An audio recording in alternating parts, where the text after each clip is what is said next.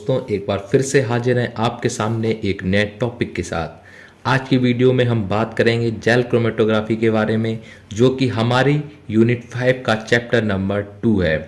Video शुरू करने से पहले दोस्तों एक बार फिर से स्वागत है आप सभी का आपके अपने यूट्यूब चैनल राघव फार्मा में। अगर आपने अभी तक चैनल को सब्सक्राइब नहीं किया है तो अभी जाकर चैनल को सब्सक्राइब करिए और नोटिफिकेशन बेल को भी ऑन कर लीजिएगा, जिससे मेरी वीडियोस आप तक बिना किसी रुकावट के पहुंच जाएं। और अगर वीडियो अच्छी लगे तो अपने दोस्तों को भी वीडियो शेयर कीजिएगा, ताकि उनको भी हैंड रिटन नोट्स मिल सकें, वो भी बिल्कुल फ्री। तो चलिए दोस्तों, बढ़ते हैं अपने टॉपिक की ओर। जैसा कि दोस्तों आपको बता चुके हैं, आज के टॉपिक में हम बात करेंगे जेल क्रोमेटोग्राफी के बारे में। दोस्तों, जैसा कि अभी तक हम लोगों ने देखा है कि जो भी क्रोमेटोग्राफी का जो भी नाम है वो डिपेंड होता है उसके स्टेशनरी फेस के ऊपर दोस्तों। जैसे कि हमारा थिन लेयर हो गया, पेपर हो गया, ऐसे दोस्तों जितने भी हमारे क्रोमेटोग्राफी हो गए, जो कॉलम हो गई है, आपकी गैस हो गई है या लिक्विड क्रोमेटोग्राफी वाली हो गई, वो सारी आपकी डिपेंड होती हैं दोस्तों आपकी स्टेशनरी फेस के ऊपर। तो दोस्तों, जैसा कि इसका नाम है जेल क्रोमेटोग्राफी, यानी आपका जो स्टेशनरी फेज है वो इसमें होने वाला है आपका जेल, इसीलिए इसका नाम पड़ा है आपका जेल क्रोमेटोग्राफी। ठीक है दोस्तों, चलिए एक चीज, सबसे पहली चीज दोस्तों हम लोग ये समझ लेते हैं कि इस क्वेश्चन को आपको एग्जाम में इन नामों से भी मिल सकता है, जिससे आप बिल्कुल भी कंफ्यूज मत होइएगा। कि अगर उसमें आपका पूछ दिया जाता है कि written about the gel permeation और मॉलिक्यूलर शीविंग और साइज एक्सक्लूजन, तो दोस्तों ये सभी नाम आपके जेल क्रोमेटोग्राफी के ही होते हैं दोस्तों। या फिर ये कभी कभार 2 नंबर में पूछ देते हैं, तो उसमें आपको डेफिनेशन जेल क्रोमेटोग्राफी की ही दोस्तों लिखनी है। ठीक है, इन नामों को दोस्तों बड़े ध्यान से देखिएगा और याद कर लीजिएगा। जैसे आपका पहला नाम हो गया जेल परमिएशन, सेकेंड हो गया मॉलिक्यूलर शीविंग और आपका लास्ट है साइज एक्सक्लूजन। दोस्तों ये सारे जेल क्रोमेटोग्राफी के ही अपने नाम है। तो ठीक है दोस्तों, चलिए जानते हैं जेल क्रोमेटोग्राफी का प्रिंसिपल किस बेस पे डिपेंड होता है दोस्तों। तो इसका प्रिंसिपल क्या है? The basic principle of gel chromatography to separation the component is based on differences in molecular weight and size. यानी कि जो इसका प्रिंसिपल है दोस्तों, वो मॉलिक्यूलर वेट और मॉलिक्यूलर साइज के डिफरेंसेस के ऊपर ही आपका वेश होता है। जो सेपरेशन होगा, जो आपके कंपोनेंट्स निकल के आएंगे बाद में, तो उनका जो आपका डिफरेंसेस है, जो आपके कंपोनेंट आपके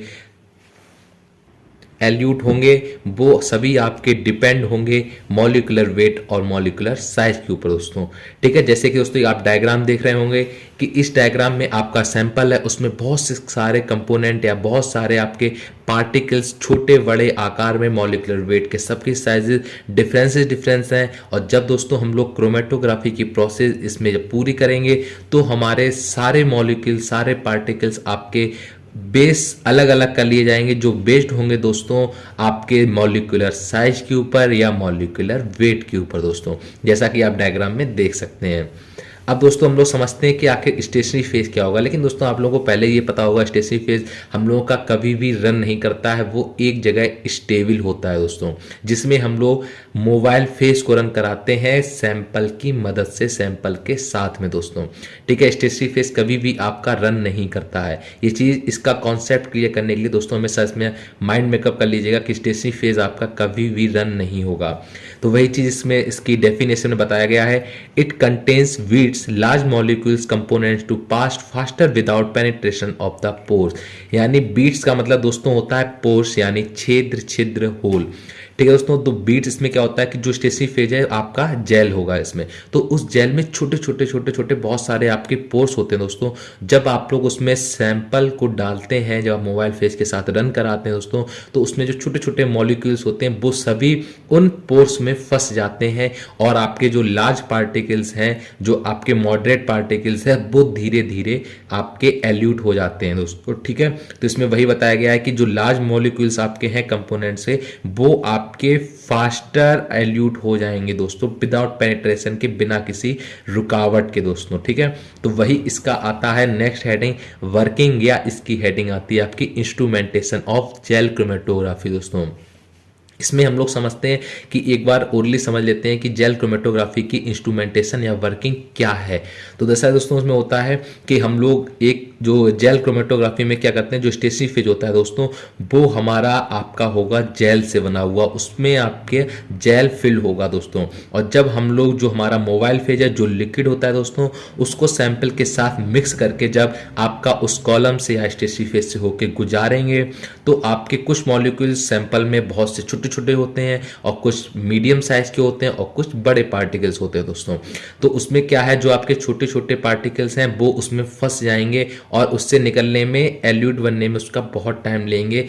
किसके कंपैरिजन में? In the comparison of large particle दोस्तों।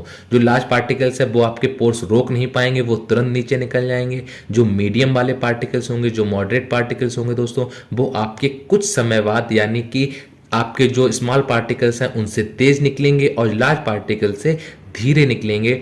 तो उसके सेकंड नंबर पे आपके आएंगे मॉडरेट वाले पार्टिकल्स और लास्ट में आपके जो पोर्स होते हैं उन पोर्स में फंसे हुए जो आपके स्मॉल पार्टिकल्स हैं वो धीरे धीरे लास्ट में आएंगे। तो ऐसी आधार पे आपका इसका प्रिंसिपल बेस है, यही इसका वर्किंग है, यही इसकी इंस्ट्रूमेंटेशन है। तो चलिए जान लेते हैं थ्योरी के बेस पे क्या है।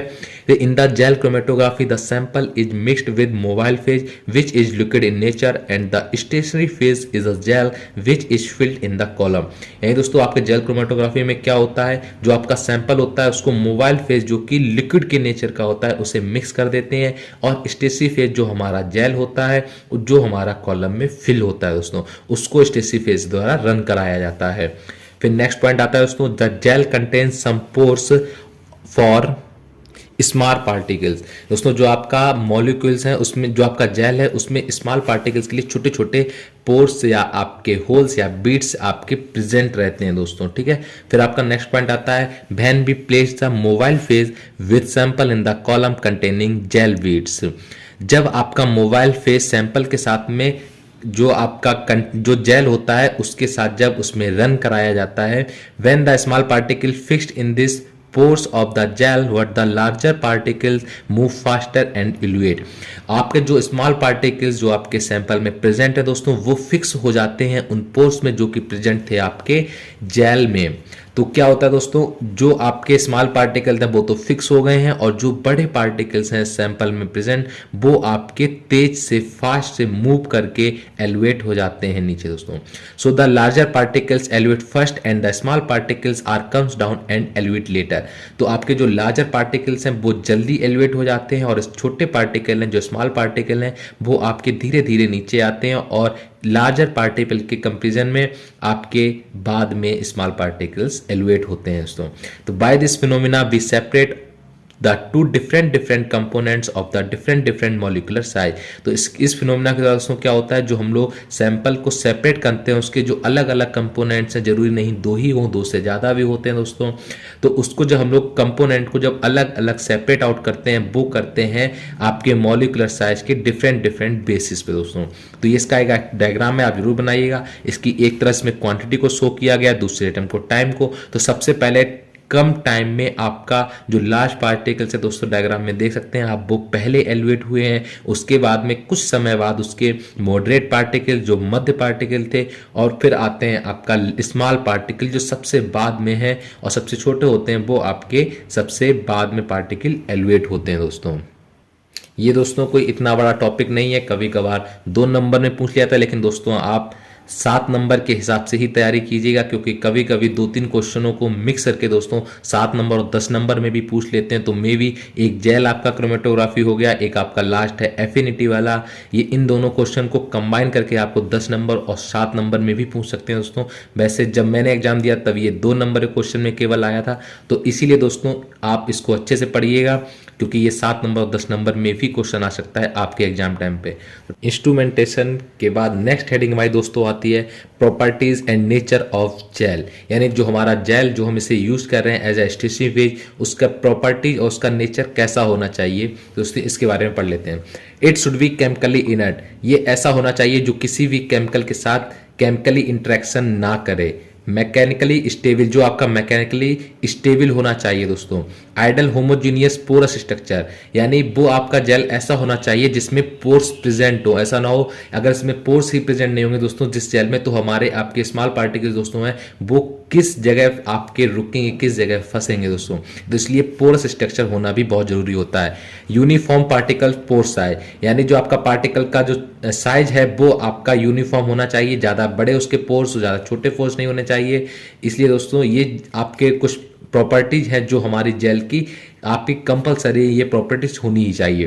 फिर दोस्तों आता है कि हमारे टाइप्स ऑफ जेल, जो हमारा जेल हम लोग यूज कर रहे हैं उसके कितने टाइप हो सकते हैं दोस्तों। तो आपके ऐसे जेल की जो हम लोग यूज कर रहे हैं जेल क्रोमेटोग्राफी में दोस्तों, तो वो 3 प्रकार के आपके जेल हो सकते हैं। पहला आता है डेक्स्ट्रन आपका जेल होता है, दूसरा आता है अगारोस जेल, तीसरा आता है एसाइक्लोमाइड जेल दोस्तों।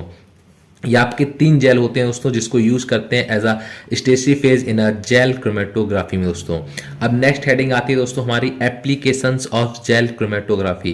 तो जेल क्रोमेटोग्राफी के क्या क्या एप्लीकेशंस हैं, क्या क्या अनुप्रयोग होते हैं। तो पहला आता है दोस्तों separation of proteins, liquids, butyl rubbers, silicon polymers दोस्तों।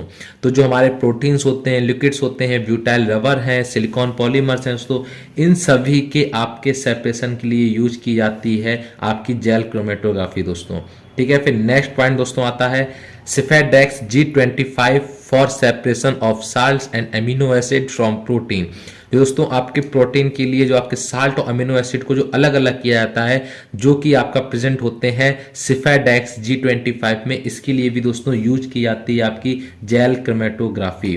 फिर लास्ट हमारा थर्ड पॉइंट आता है दोस्तों सिफेडेक्स G75, जिसका आपका फ्रैक्शनेशन और प्यूरिफिकेशन प्रोटीन के लिए भी यूज होती है दोस्तों आपकी जेल क्रोमेटोग्राफी। तो ये दोस्तों था हमारा आज का टॉपिक जेल क्रोमेटोग्राफी। बहुत ही जल्द दोस्तों नेक्स्ट वीडियो मिलेंगे, जो हमारा लास्ट टॉपिक एक ही बचा है एफिनिटी क्रोमेटोग्राफी। बहुत ही जल्द वो भी हम लोग वीडियो लेके जल्दी आएंगे दोस्तों, हमारा ये सब्जेक्ट फिनिश हो जाएगा। तो आप लोग तब तक पढ़ते रहिएगा। अब तक फिर दोस्तों मिलते हैं हम लोग नेक्स्ट वीडियो में, तब तक के लिए नमस्कार।